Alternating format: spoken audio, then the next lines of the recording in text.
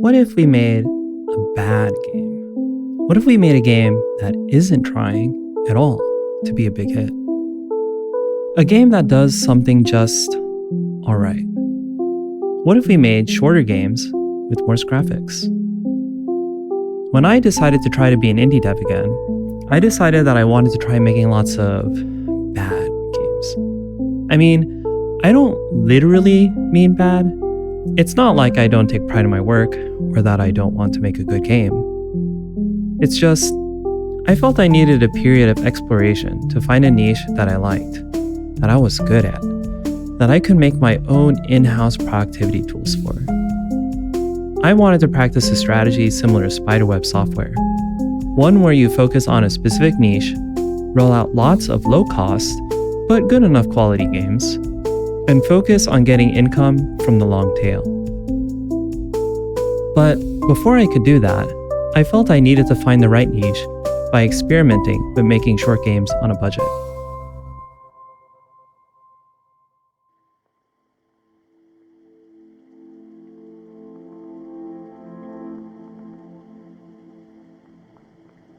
The first niche I wanted to try was hidden object games. It didn't seem technically challenging to me, and while the genre was crowded, I felt that it had become relatively saturated with soulless asset flip games devoid of an interesting story or setting. I missed hidden object games from the Flash era like Morningstar, a game which continues to be seared like a nostalgic fever dream into my adolescent memories, and I felt that trying to bring that back to the genre could help me stand out.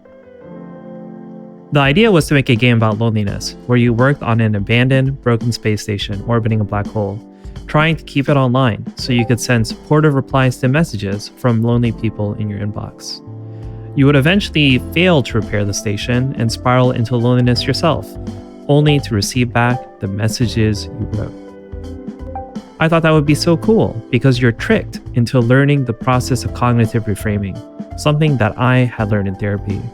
What would a better, more supportive version of me say? Something positive that I could say and also accept. I felt the twist. This realization could genuinely change lives for the better. So I sold Tanuki, my close friend and artist of no signal, on the game idea, and we got to work. It wasn't long, just about a month of pre-production, until a prototype had been designed and we committed to a 6-month timeline to make the game.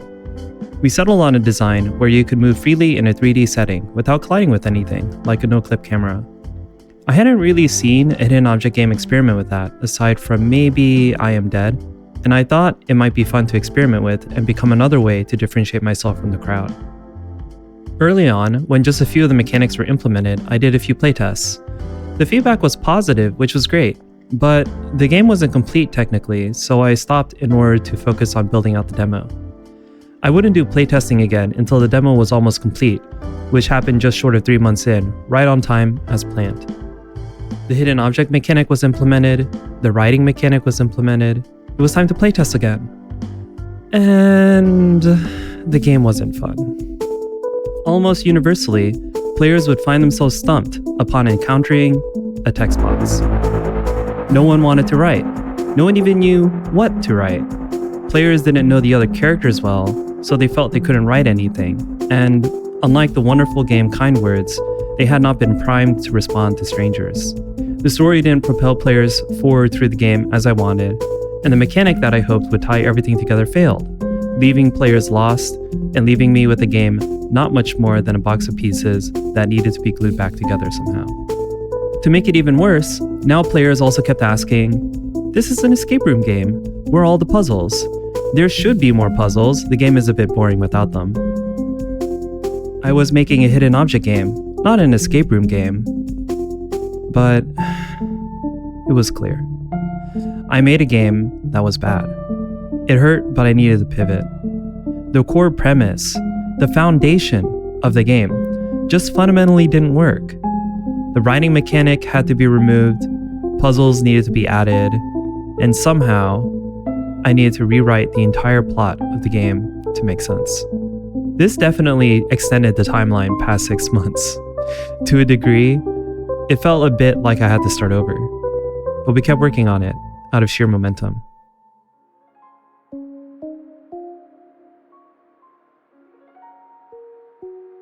We started showing the game at a few events, like the ATX Game Makers Showcase and Arcade in Staple Austin. Meanwhile, I stalled on the story issue. I needed to come up with a diegetic reason for why reading is necessary to help you fix the station, or something else that would move the players forward, but I couldn't think of anything. 5 months in, the demo was almost done. Most of the assets for the entire game were made and assembled into scenes. But the story still sucked.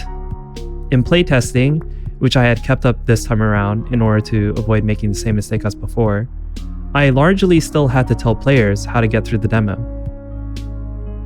It was then, in the course of talking to my girlfriend at the time about how bad and terrible my game was while watching a playtest, that she made a suggestion that made me feel like I finally understood how to make the game good, actually.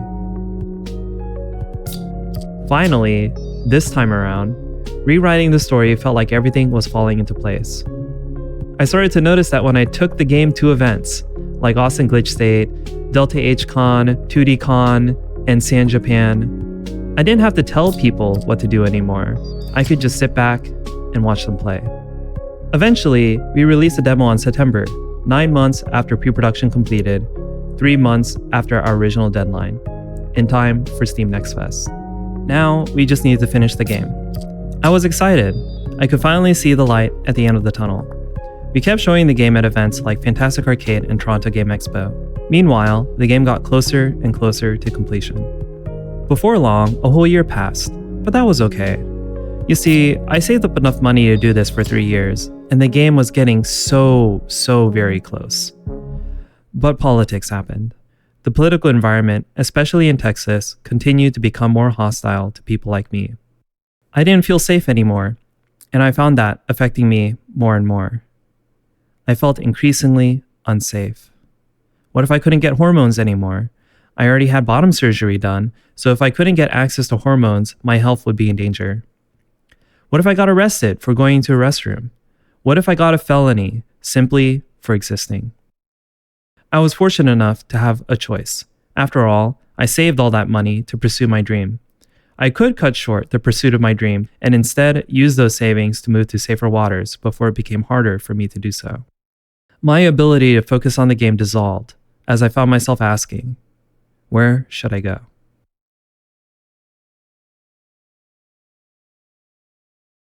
They say it's the last 10% that takes 90% of the time. Emotionally, that felt very true with no signal. The game was completely playable from beginning to end when I suddenly went on hiatus to move to California in March 2025. I was in a completely new place, without friends or connections to local communities. I found myself in a temporary housing situation while I looked for a real job and a more stable place to live under the good graces of family connections. Because it was only supposed to be temporary, I didn't even have any of my stuff other than what I could carry on the plane, and I didn't even have my cat. I needed to find a new, stable place to live, and most of all, I needed money. I need a job.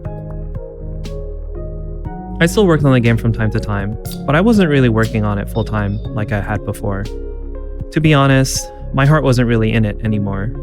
It was hard to make a game about loneliness with a happy ending when you find yourself extremely lonely and depressed. Most of my time was spent looking for jobs, and it wasn't going well. But the thing I found the most frustrating was being so close to being done with the game, and then not being able to finish. I found myself showing off the game at GodoCon. It was weird to be there. I had applied for it when I was still actively working on the game, expecting that by then, I could go to the event and show off a complete release game. Instead, I was showing off a game that wasn't done, and I also wasn't trying to finish. I considered taking a break from job hunting to finish the game, even if it was just only to put up a newly completed project on my resume, so I could at least point to it and say, this is what I've been doing since my last employment. So, we put the final pieces together for the game until we could finally release it on July 25th, 2025 at 2100 UTC. 5, 4, 3, 2, 1. Oh, we're not in time at all. I have to press more buttons. Release. Okay, wait. Set the launch discount. Blah, blah, blah. Release right now. Confirm app release. Release John Button my is saying it's app. buttoning time. Release now. That looks so good. Looks so good. Oh my god, look at all of them. Oh, that's what a couplet is. Ooh, look at this. Mysterious egg bug plushie. That might have hit me a little hard. What? Imagine if I gotten stuck here. Oh, do I have to know which simulation too? Axel. Oh, we have legs now? Wait, was that the holodeck? Wait. I don't know. I thought I was at the end before, and then I got jebaited. Very good game. Very good game.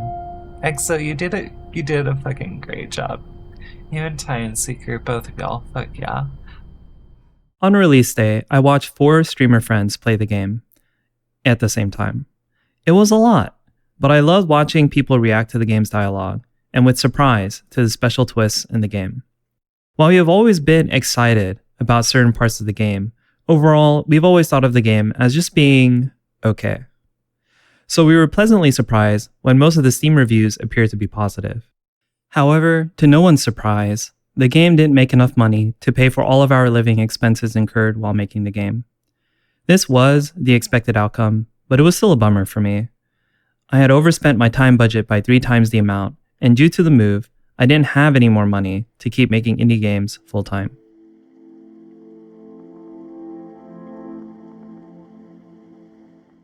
From the beginning, No Signal was never supposed to be a good game. Instead, it was to be the first of many games that I would publish every 6 months until I found a niche I liked. But it didn't work. I can't make bad games. It's too hard.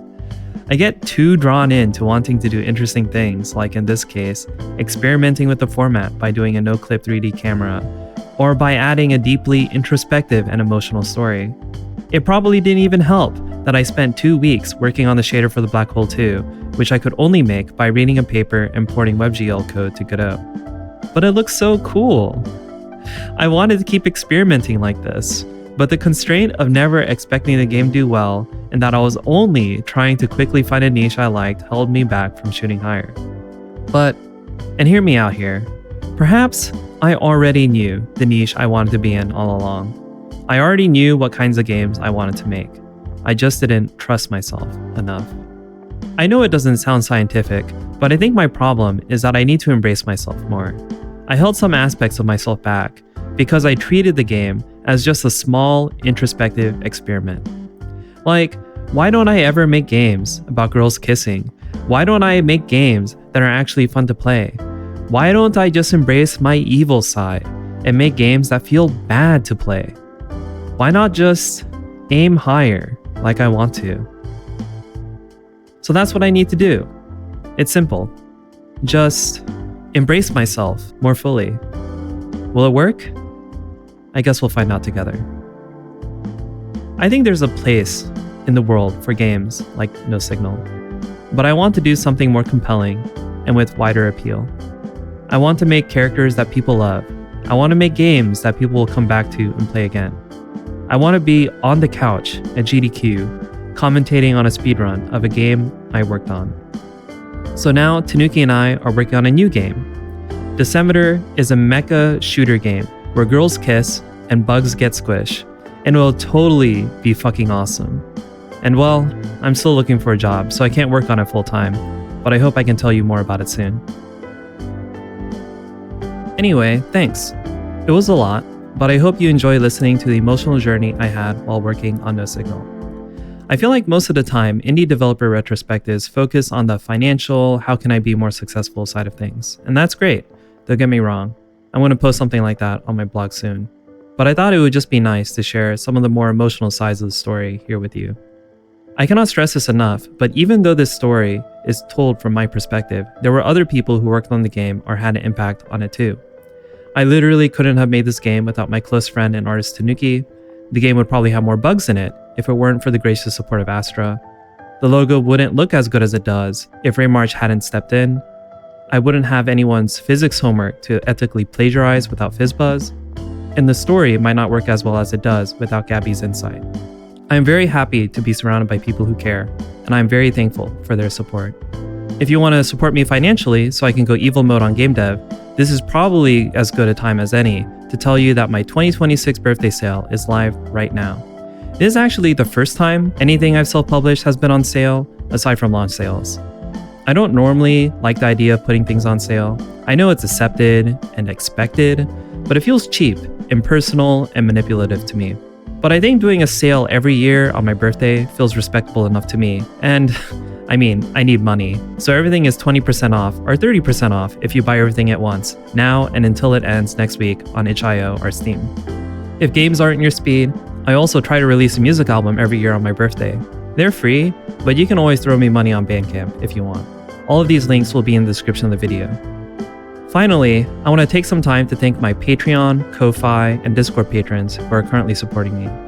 Dagger, Gabby, Ike the Pro 18, Jesse Luna, Lane Bailey, 3, Zeke JT, Aaron Ingert, Big Lube, Caesar Longoria, Chili Olgon, Cypher 11, Danita Rambo, Nicholas Morales, and PG Komai. This money helps me keep a roof over my head, food in my stomach, and a connection to the internet, which fuel my pursuit to make powerful, emotional games that connect with people and make it easier for me to hire people to help me make games.